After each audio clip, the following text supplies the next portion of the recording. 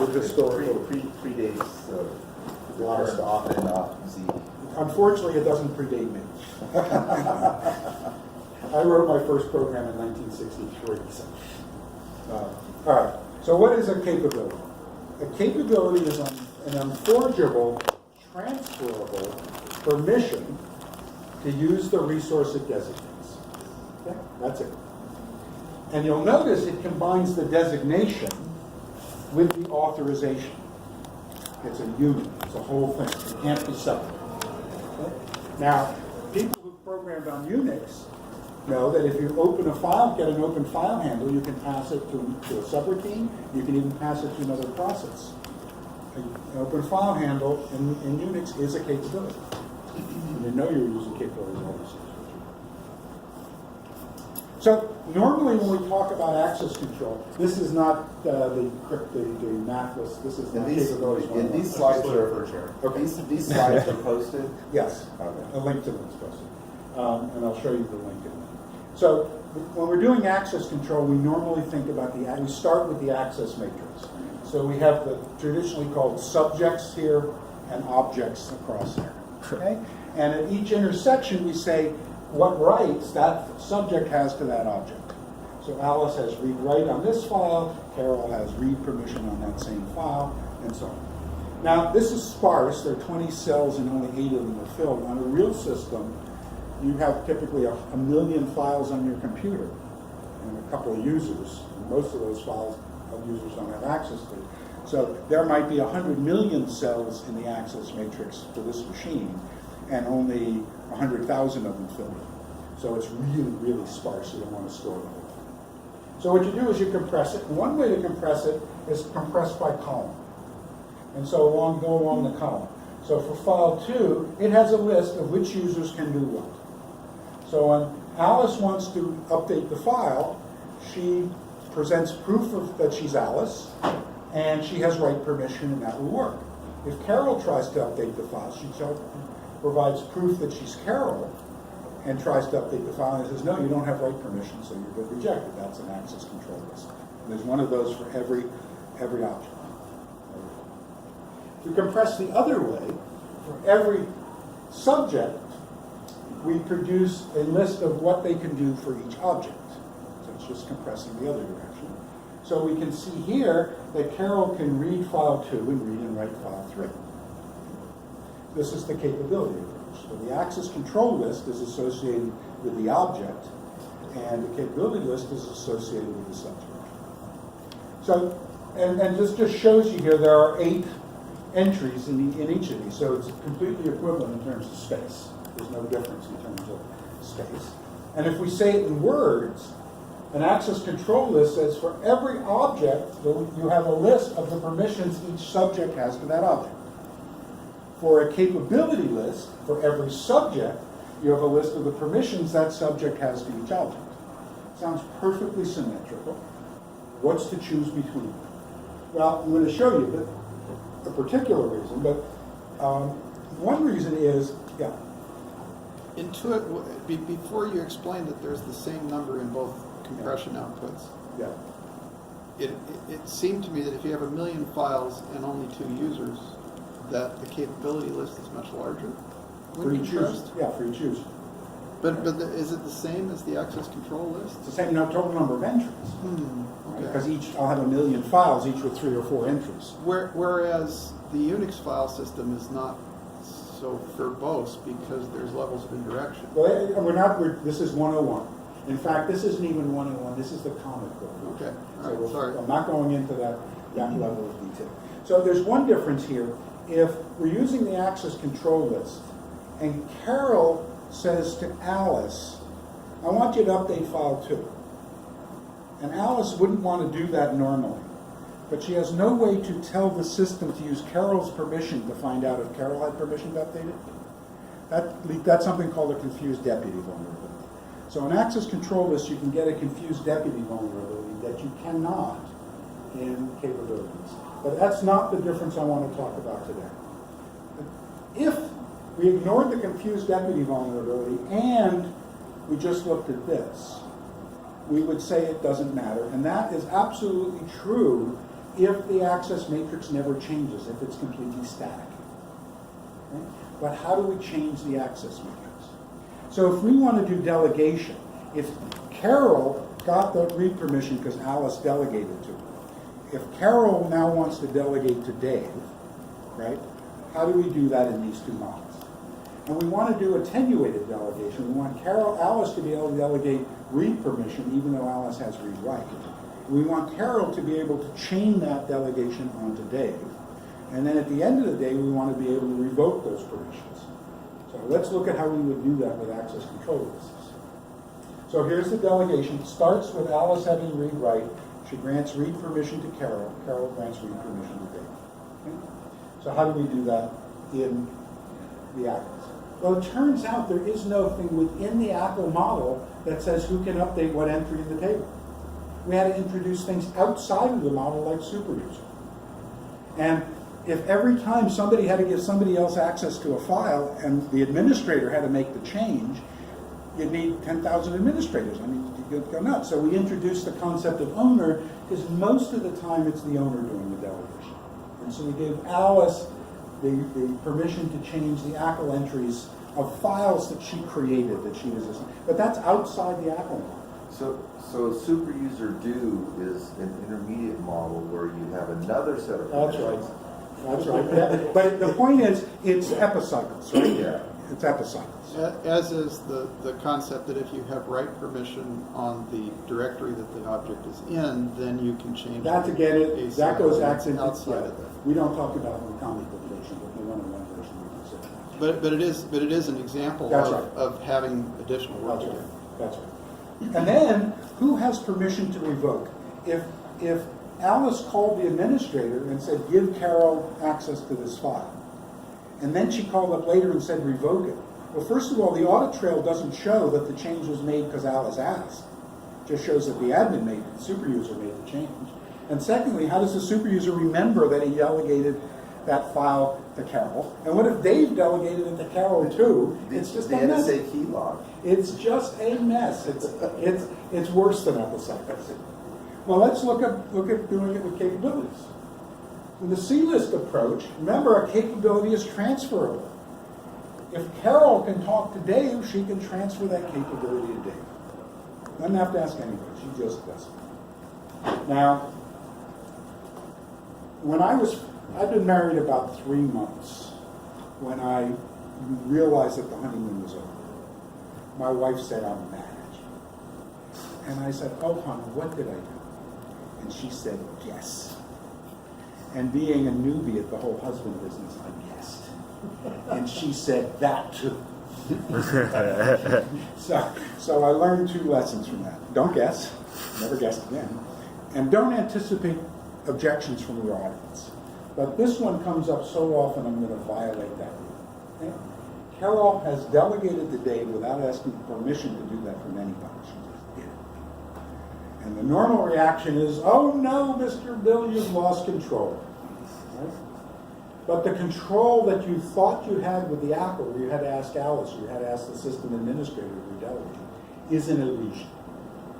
If you try to prevent this, people will work around your mechanisms. In particular, they will share credentials. Right? And you will end up with worse security. Look, I am more likely to be fired for not getting my job done than I am for violating some security. If I lose a $10 million contract because I didn't delegate to Alice when I needed to, that's worse than if I gave her my login password. Even though in every company I've worked in, that's a firing offense, everybody has to do it to get their jobs done. For example, the British MP that gave their entire staff their password because It's the only way to that's work. the only way to do it. But Right, exactly. explicitly against the law. Exactly. So we have all these problems because updates to the access matrix are not part of the access control list system. Okay? But with the C list, you get actual control. So anybody having a capability can transfer it to anybody. But if I gave it to you and you gave it to him and he did something bad, I'm going to hold you responsible and you have to go after him. What we're doing is we're honoring the explicit contract. That's a contract when I gave you the capability, rights and responsibilities. And I have a contractual relationship with you, but not with him, but you have one with him. If the sysadmin makes the delegation, we've lost that chain of responsibility. So can you help me for a second? Because I have, a tacit understanding of ACLs and provisions, because I use them all the time. Yeah. But I've never used C-list. So when you say delegate, I can't come up So with I invoke a method on Dave. I'll show you some code okay. examples. on that. Yeah. Well, A code example would help. Yeah, let me show you. I, as you know, I'm a big fan of capability, but now that you're doing it, now that you're putting it in different words, then I'm coming up with different questions. So, isn't the fact that the authorized person in the capabilities list has the authority to delegate? Isn't that just a characteristic? Yes, of just a this? characteristic. No, but isn't this a characteristic that's arbitrary, and you could have equally made that a capability of the person who has access control authority? Couldn't you have said that anybody with read-write access can update the access control list for that object?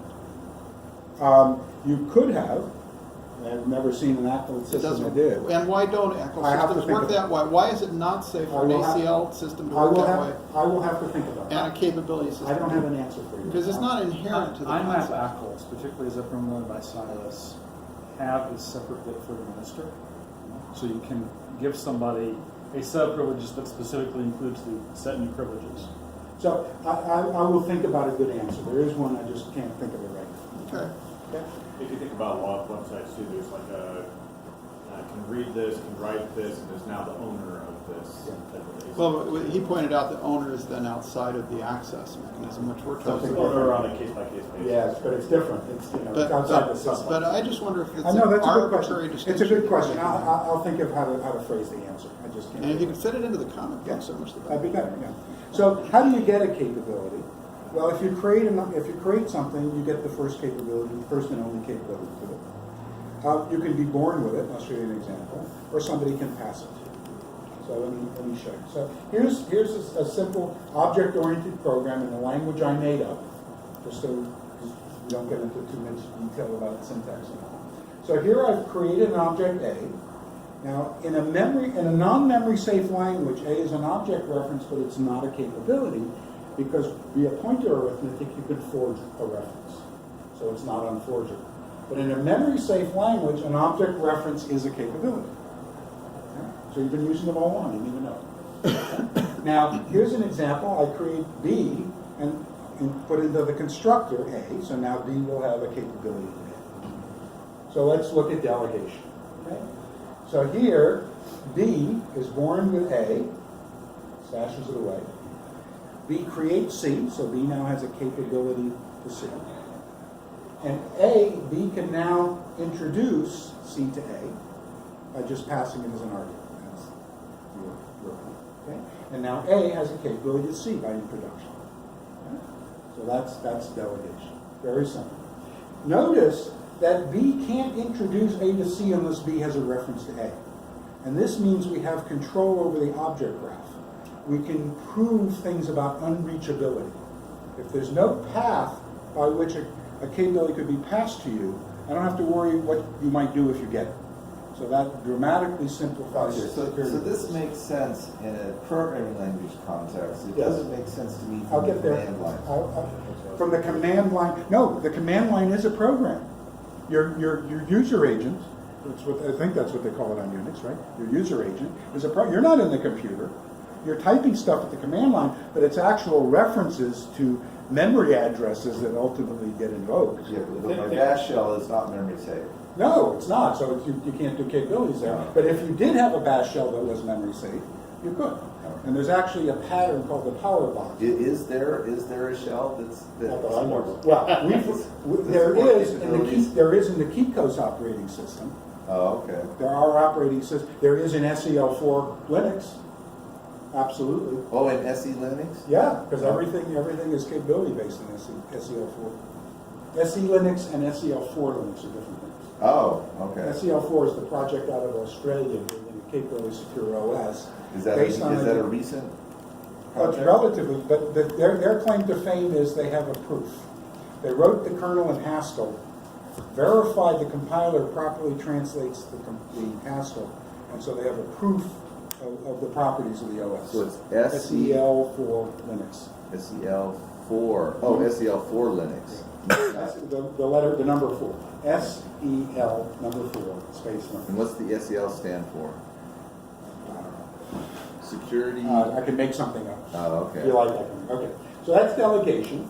What about change delegation? So now, here's A, who was introduced to C, and A can create D and introduce D to C. Now, what this shows you is that trying to prevent change delegation is just about as silly as trying to write a programming language if you can only call one level D. Right? Because all you're doing is memory safe references. That's right. So if you have a reference, you can give it That's to right. anybody you want. That's There's no way to stop it. Right, and this might be some program that B doesn't trust. It could be a library routine that B doesn't know anything about or trust, but you got to let them do it because of encapsulation. Right? You don't want to know how every object you call does its job. That'd be crazy. Right? That violates every principle of software engineering. So that's chain delegation. What about attenuation? So let's say that the object C has a read-write and a read method and a write method, and B wants to give A only the readability, the read power. And so what he does, as in computer science, we add a level of indirection. We create a proxy, we call it a read-only proxy, and introduce the proxy to A. What the proxy does, if it gets a read, it forwards it, and if it gets a write, it doesn't do anything. It's an exception, whatever. Okay? So now, since A only knows about R, A can only read. So how does R know how to? How does B know how to create that proxy? He would Because have he knows the API of B. Okay, so he yes. He knows the API of C. So, but you could have C have its own read-only method that generates its own proxy. Million ways to do it. Okay. Million ways to do it. Typically, you do it with a message dispatch mechanism rather than explicit list. Okay. Okay. What about revocation? Same idea. You create a proxy, introduce A to the proxy. What the proxy does is it takes the reference to C and stashes it away. When it gets a call to any method, isn't that clever? Any method, it just forwards it to C. When you revoke, you set it to no. Next time he goes to invoke, you'll get a null pointer exception. Revoke. What about across machines? That was all a single program within a single machine. Across machines, what we do is we have to give up the unforgeable and replace it with unguessable. And unguessable is sort of a misnomer. The point here is that we can only send bits on the wire, so there's no such thing as memory safe. But anybody who comes to know those bits can get the permission. So if you can steal the secret, if you can guess the secret, if you can figure out the algorithm, you can create the capability. So this is much weaker than unforgeable, but it's the best we can do over the wire. Why can't you have it signed? Comic book version, no crypto. Oh. I'll show you in a minute how you do it. Oh, okay. So this is a capability. It designates the resource, and it's unguessable. So it's unguessable, transferable permission, and you get it by creating the object, being born with it, or being passed to you. That meets all the requirements of the capability, except I can delegate, but this one doesn't have generalized revoke or attenuate. Right? When I redelegate, the originator can revoke it, but secondary people have no power to revoke. So this is a weaker form, but it's still a capability. It meets all the definitions.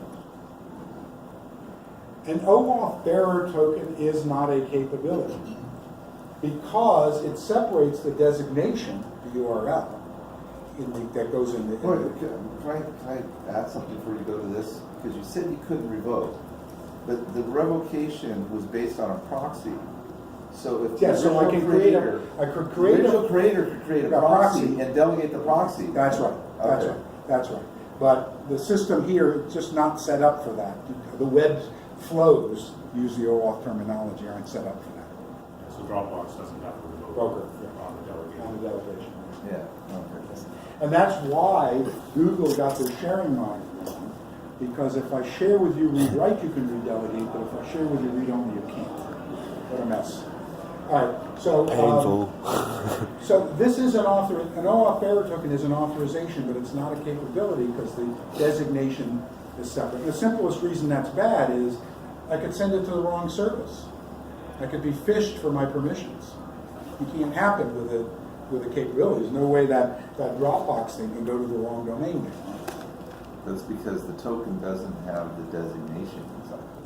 Yes, but even if it did, you'd have to do a check before you sent it to make sure you didn't send it to the wrong place.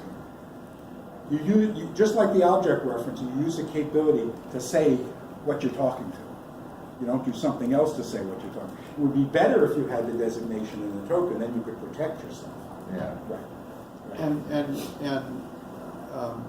another HTTP based capability-based access method could put That's right. In the fact, token in a query string argument or in a... that's right. Many implementations of OAuth clients do. Yeah. And what the OAuth recommends not putting the secret in the URL. Waterkin in particular was the one that I programmed a bunch of stuff with that did put the secret in the fragment, which is more protected but not perfectly protected. It gets logged too many places. But Mark Stigler has come up with an idea he calls OAuth bookmarks that at on the client side, it's unified. And when you go to send it, when you go to invoke a method on that object, they split it out exactly this way. And then on the other side, they reassemble it so you can put it into a bookmark in your browser. That's way beyond the comic book version. Now, this is what I was saying. A signed job can be a capability. Time is up, so I'm not going to go through that here. But it is possible, revocation, attenuated delegation, all that stuff, very easily if you're willing to do signed jobs. That sort of goes against the philosophy of OAuth 2 that the only crypto is HTTPS. So we're going a little bit beyond that But philosophy. you can always tunnel some other crypto That's in right. HTTPS. So That's just, right. So I have the rest of the slides here, an example of how to use JOTs to do attenuated chain delegation with revocation. and you said you're going to post the link to This was posted already in the notes. in the notes IIW on notes. the IIW for the Right, session. and I'm going to do the first set for Yeah, okay, great. the comparing. All right? Okay. So, Alan, yeah, you first talked about capabilities. When I was here at IIW, it was like 10 years ago. IIW7. I went off that year and I built for the Arts Council of Napa County a way that their artists could submit their work into the Arts Council website with no passwords. Yeah. And it worked fine. It was the only time they ever used it for 1 year. But it was great. So the idea is when I sign up for an account, instead of asking for a password, you just give me one of these unguessable URLs. That's my account link. Right? And they can pass that on to their agent or to whoever They want. is submitting their artwork to the Arts That's Council. right. And so I don't need a password, I just need a bookmark. And it's easy to revoke. And it's easy to revoke. And it's just got all the right properties. Well, except that if somebody's Steals it, you've lost it, right? You've lost Somebody it, steals yeah. your password, you've lost it, okay. well, yeah, but Yeah, your password isn't ever sent in a clear, and this is being sent in a clear. that's right, that's right. Well, yeah, this is why he put the secrets in the anchors. But that's why I said. that I didn't if- bother to do that, but. Yeah. but- Client-side JavaScript could do OAuth, exactly OAuth, with this secret in the authorization field, right? When you go to send it, the first thing you do is strip out the secret, right? Put it in the authorization header, send it off. On the other side, you reassemble it into a URL you can bookmark, Yeah. right? So we've done these things. We've written software. We've built systems that have been used by, 10 people, 50 people, not 10 million people, but we've demonstrated that it's a viable approach. So apples have all kinds of problems that I didn't talk about today. Passwords have all kinds of problems. Passwords have all kinds of problems. Anyway, thank you. Thanks for coming.